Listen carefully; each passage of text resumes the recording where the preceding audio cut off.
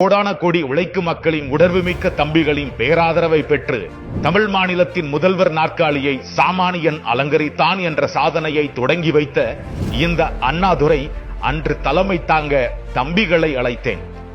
இன்று தம்பி விஜய் உன்னை அழைக்கிறேன். தம்பி வா, தலைமை தாங்க வா. தந்தை பெரியாரை கொள்கை தலைவராக அடையாளம் காட்டிய போதே தம்பி உன் சமத்துவ அரசியலை சரியான பாதை என புரிந்து கொண்டேன். மக்களின் மனக்குமுறலை முன்வைத்து எழுதி கொடுத்த முழக்கங்களும் நான் நடத்திய மாநாட்டு தீர்மானங்களையும் எடுத்துக்கொண்டு மக்களிடம் சென்றேன், மக்களிடம் வாழ்ந்தேன், மக்களிடம் கற்றுக்கொண்டேன், மக்களை நேசித்தேன். மக்களுக்கான சேவை செய்ய மக்களே வாய்ப்பை தந்தார்கள். 1967 நிகழ்ந்த அந்த ஆட்சி மாற்றம் என் வழியில் கட்சியை மக்களிடம் நோக்கி வழிநடத்தும் முன்னால் 2026 நிச்சயம் நடக்கும். ஒன்றிய ஆட்சியாளர்கள் இந்தியை திணிக்க முயன்றார்கள், எதிர்த்தேன். மக்கள் என்னையே நம்பினார்கள்.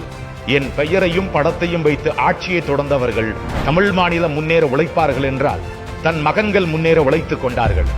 ஒன்றியத்து ஆதிக்க திணிப்பையும் அவர்களுடன் மறைமுக நட்பை நன்றாக தொடரும் கபடதாரிகளின் முகத்திரையையும் ஒருங்கே கிள்ளித்தெறிந்த உன் அரசியல் அதிரடி என் நெஞ்சத்தில் உறுத்திய முல்லை அகற்றிவிட்டது தம்பி.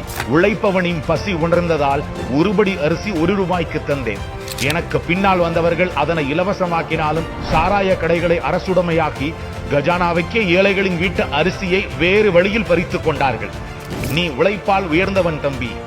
உழைக்கும் மக்களின் பசியும் தேவையும் உனக்குத்தான் தெரியும்.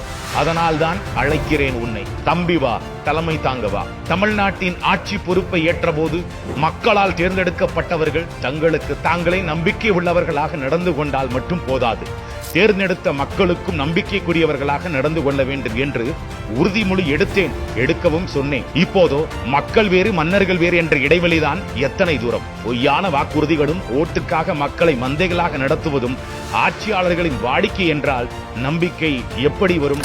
மக்களின் அந்த நம்பிக்கை மாற்றம் கொண்டு வரப்போகும் உன் மீதுதான் இருக்கிறது தம்பி.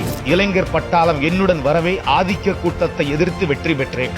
அரை நூற்றாண்டுக்கு பின் ஆர்ப்பரிக்கும் அந்த இளைஞர் கூட்டம் உன்னிடம்தான் உறுதியாய் இருக்கிறது. நிச்சயம் வெல்வாய். அண்ணாவின் வழியில் தம்பி விஜய் ஆட்சி என எல்லோரும் சொல்லட்டும். தமிழக வெற்றிக் கழகம் வெல்லட்டும். வாழ்த்துக்கள்.